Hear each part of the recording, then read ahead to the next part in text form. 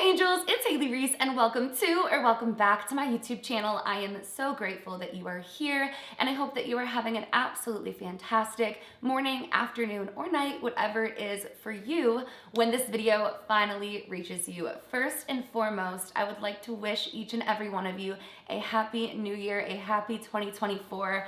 I have such a positive and good feeling about this year. It is no secret that 2023 was just not my year particularly whatsoever, actually. And it ended off with a bang, of course, when I caught that respiratory virus that's going around, and it just took me out for weeks, which ironically and unfortunately, now that I'm feeling better, Tyler is not feeling too well, and poor Blue hurt her lower back, so it's been chaos. But I am so ready for this new year, and I have such a positive feeling about what it's going to bring. So I hope this new year brings you all of the things that you're hoping for as well. And I'm sending you so much love and light as we welcome on yet another year. I am very excited to dive into today's case because there are so many elements of this case that we've discussed in the past. So many of my real life fears that came into fruition throughout this case. And it's just one unlike anything I've heard in a very, very long time. We are going to be diving into the case of Daniel LaPlante, otherwise known to many as the boy in the walls. And that is just as terrifying and sinister as it sounds. In the past on here, we've talked a lot about stalking, how stalking is one of the most terrifying things. But beyond that, we've also explored the idea of froggers, which for those of you who maybe didn't watch that video, are people who essentially leap from house to house, living within the walls and the rooms of people's homes without their knowledge whatsoever. Now, most times, froggers are completely harmless. They're simply doing it because they're either homeless, or they want to get a bite to eat, or they just want to find refuge somewhere. But in this particular case, this was not frogging. This was dark, this was sinister, and this would end in murder. Now, throughout this case, I do want to let you guys know that while I was doing my research, I recognized that there were certain elements, not the big pieces, but certain elements of the case that there are multiple versions of what people believe exactly happened. The case itself is a very real case. You can do your own research afterwards and look into it.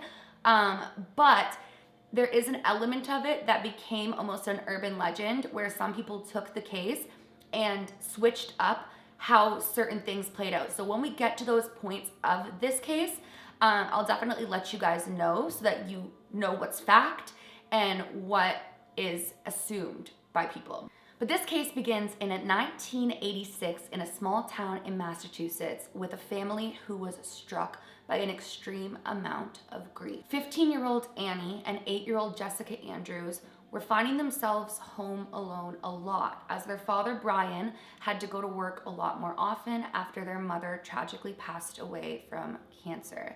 Now, Brian was just doing the absolute best he could for his girls, as most single parents, especially widowed parents, do, but because of this, he had to work a lot more hours, and the two girls found themselves at home by themselves very often. Now, this family was dealing with an immense amount of grief. I mean, rightfully so. I can't even fathom losing my mother, especially to something as horrible as cancer, but the two of them were very close with one another and would spend a lot of time talking about their mother. Now, I do want to mention, because this is one of the points in this case where if you do your own digging, you may notice a couple of changes in the girls' names.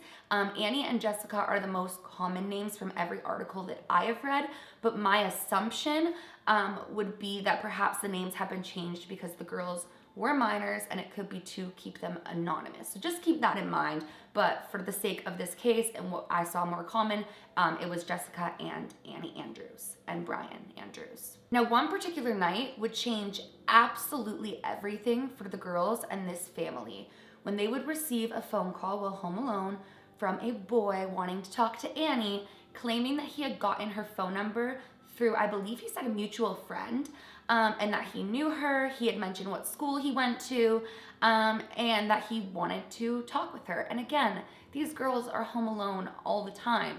So Annie felt like maybe I have nothing else to lose and began striking up conversation with this boy. This boy, you may ask, would tell her that his name was Daniel LaPlante, which was true. But he would go on to describe himself as tall, blonde, handsome, charming, all of these wonderful things that every 15-year-old boy-obsessed girl wants to hear. And the two of them had really great conversation. So when Daniel would ask Annie to go on a date to the fair, Annie decided yes, she was going to go. And sure enough, the night of their date, there was a knock on the door. Who was at the door was, in fact, Daniel. But Daniel was not at all what Annie was expecting. Daniel was described as unhygienic, that he stunk, his clothes were dirty, his hair greasy, he was dirty. He was also much more socially awkward in person than he had been on the phone, which, okay, that's not too uncommon with people, especially teenagers, on a first date. But Annie had already agreed and was ready to go, so she decided that she didn't have the heart to tell him that you are not the tall, handsome jock I was expecting. In fact, she wasn't attracted to him at all, but went on to go to the fair with him. Now, the two headed on the date and they're making conversation as one does, but things started to take a really dark and twisted turn when the topic of Annie's mother and her passing came up. It said that at first when Daniel was asking Annie about it, it was just, how did it happen? You know, what was it? What did she pass of? The normal questions that you would ask somebody who had lost somebody. But then they got a lot more dark and he got a lot more interested. And it became questions that anybody, you would think even socially awkward, wouldn't feel comfortable to ask a grieving teenager. He began telling her that he wanted to know all about how much did she suffer prior to her death. How did she really feel when her mother's life left her body? Just in a way that he was getting excited about it. Like, this intrigued him beyond just wanting to get to know her and get to know her situation. And this made Annie, rightfully so, incredibly uncomfortable. So when the date came to an end, obviously Annie denied another date. She didn't want to go out with him again, and she chalked it up to, that was strange. But before we go on to what would later transpire, let's talk about this boy that Annie had went out on this date with. Let's talk about who Daniel is and what his background was prior to meeting Annie. Daniel LaPlante came from a very dark and troubled background. He had a lot of trauma in his past and a really sad upbringing, to be entirely honest. He suffered a series of multiple forms of abuse. He grew up in a very negligent home, a very filthy home. Oftentimes the school would even call him in about the stench that came from him, the way that he smelled, how dirty he was. The kids at school would bully him, not just for how he smelt or how he looked, but for how strange they thought he was. So Daniel was born May 15th, 1970, and grew up with his mother and his stepfather. And as I was just saying, he did not grow up in a positive home environment. Throughout his entire life, he had been abused by a series of adults, numerous adults, whom he should have been able to have trusted the most, one of which being his very own father. And we're talking like all forms of physical and psychological abuse. He really struggled in school, partially because of his dyslexia, but he was called weird and strange and creepy by his peers. He didn't have a healthy social life, and he was dark. Now, this is kind of where it comes in for me, of the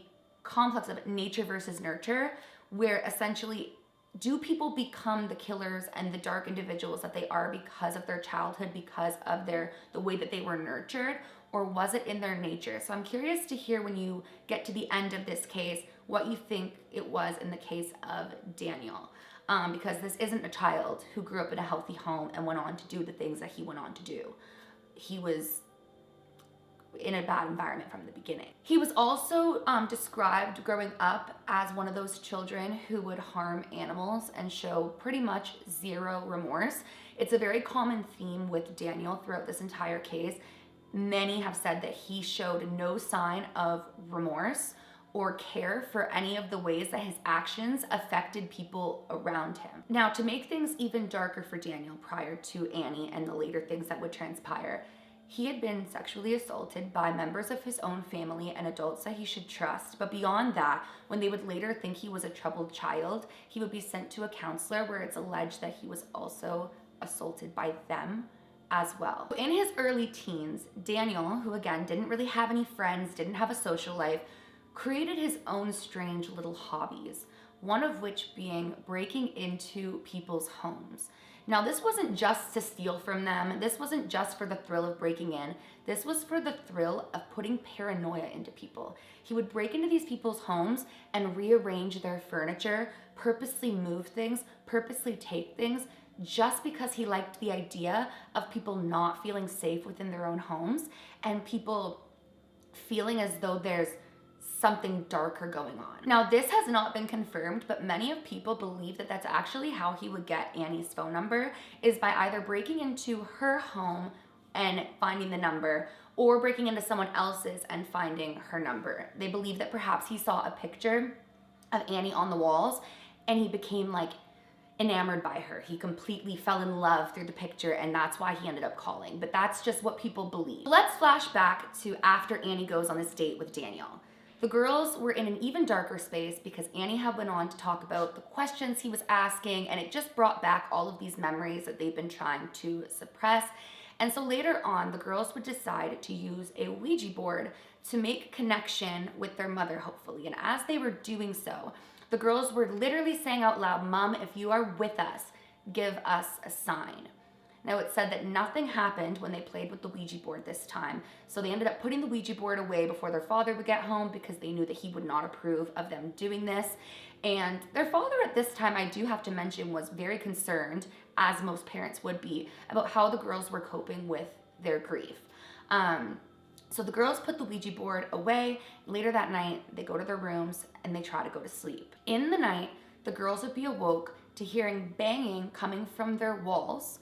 The two of them would meet in the hallway, and they actually believed that it was their mother giving them the sign that they'd asked for. They were so excited that their mom was showing them that she was actually there with them.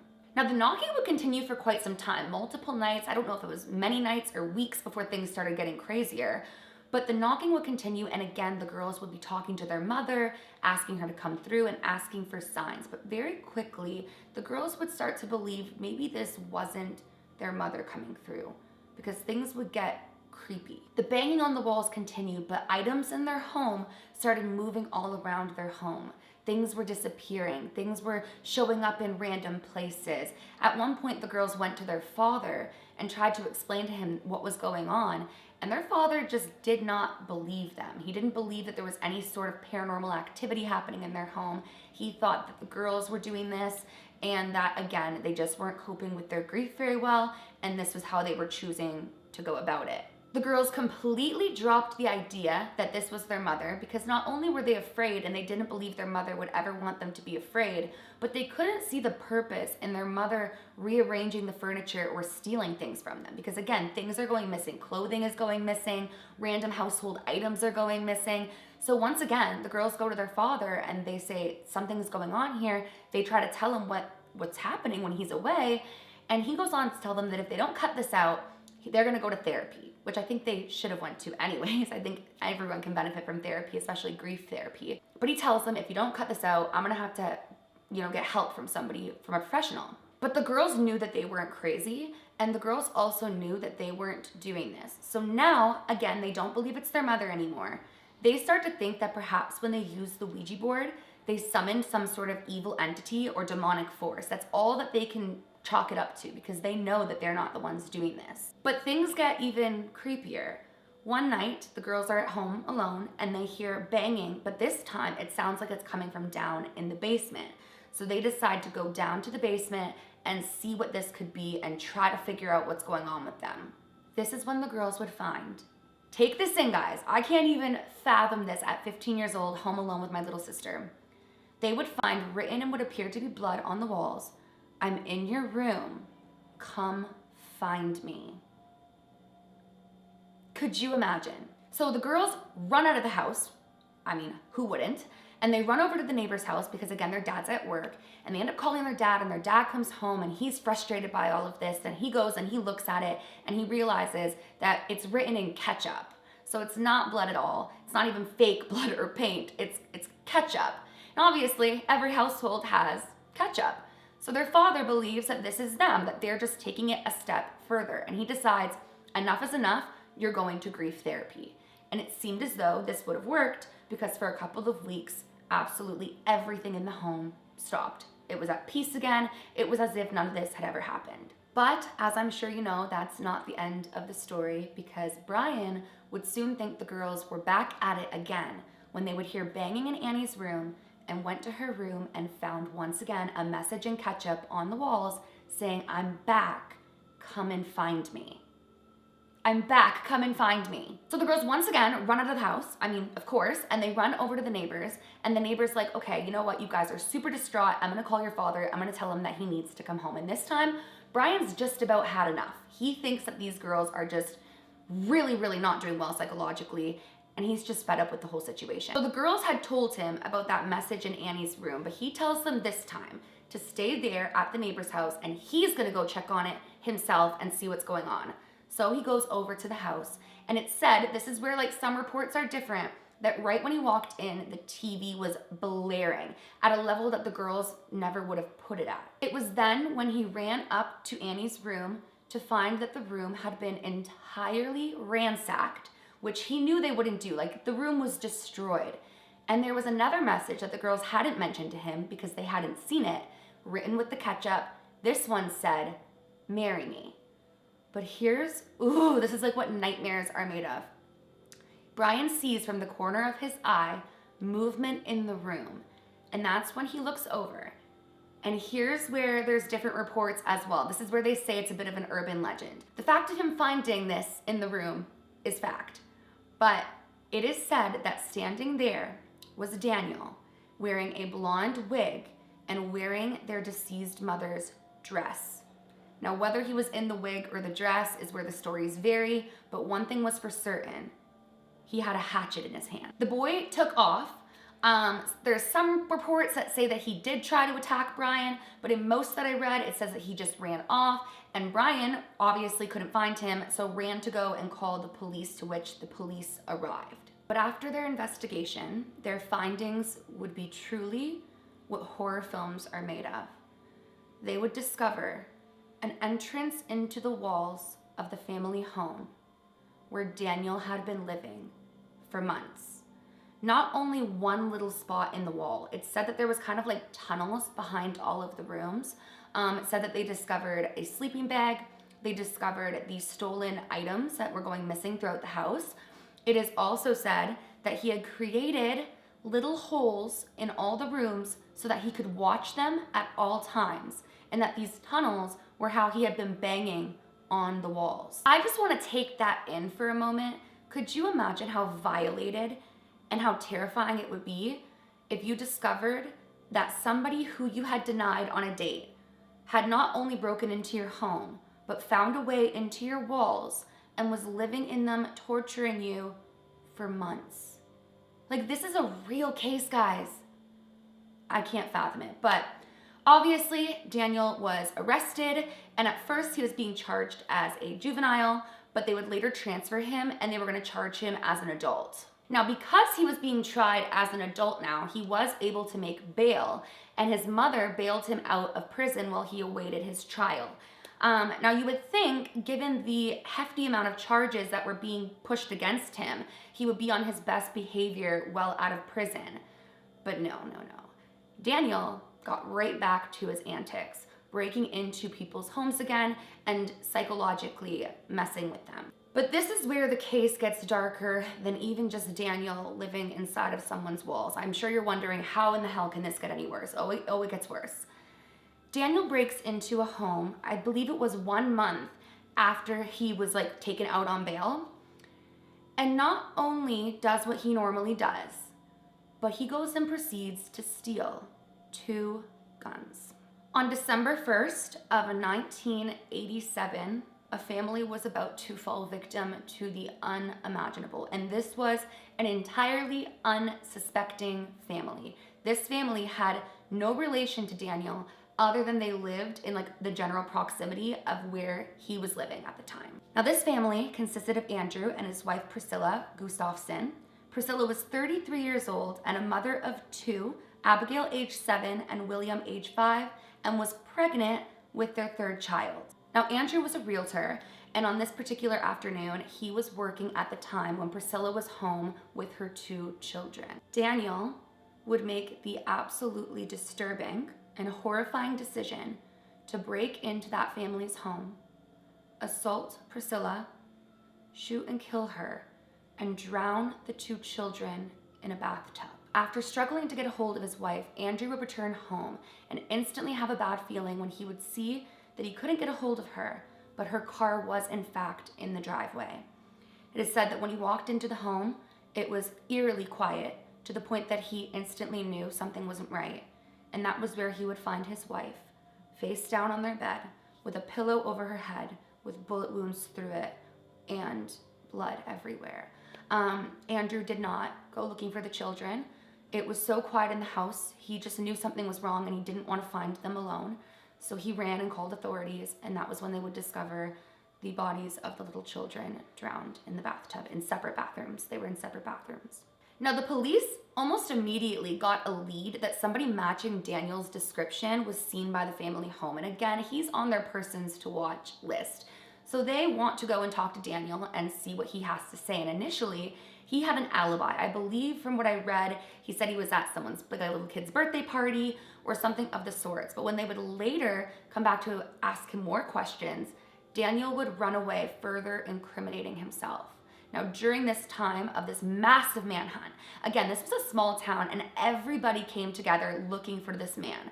I mean, sure, imagine hearing that this person is on the loose after everything that he's been up to. During this time, they made the discovery and found the evidence that linked Daniel to the murder, and they knew that they needed to get him. And once they did, Daniel was in fact arrested. They actually found Daniel by a dumpster somewhere and then made the arrest. But here's the thing. Daniel knew and knows no limits whatsoever, because even when he was on the run, he kidnapped a woman at gunpoint. Thankfully, she was able to get away, but he was still up to this criminal activity while on the run.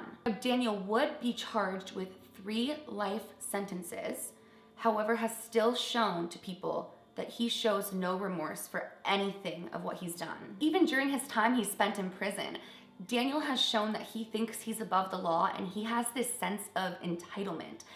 He's even tried to sue the prison, claiming that they are violating his religious rights, as he is a Satanist who requires certain things for his rituals that they weren't allowing him to bring into prison. There were also some adult magazines that he was very upset that they confiscated, because you're not allowed to have those in prison. And then also at one point it was said that he wanted to be separated from the other inmates for his safety, but then tried to go after them again because they wouldn't let him in the library. But the only reason he wasn't allowed in the library was because he would therefore be around the other inmates. It's very confusing. He's still up to things in prison. Now in 2017, Daniel would appear again in court attempting to get his sentence reduced.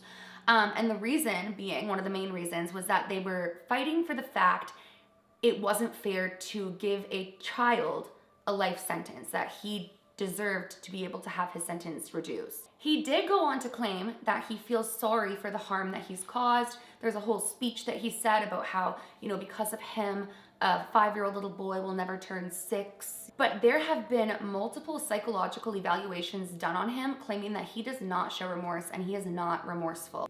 I'm actually gonna read here that psychologically it was deemed that Daniel is not capable of showing emotion or feeling whatsoever. Even more heartbreaking, Andrew would later pass away, and on his deathbed, in honor of his family, his dying wish was that Daniel never sees the light of day outside of prison, that they never release somebody like him.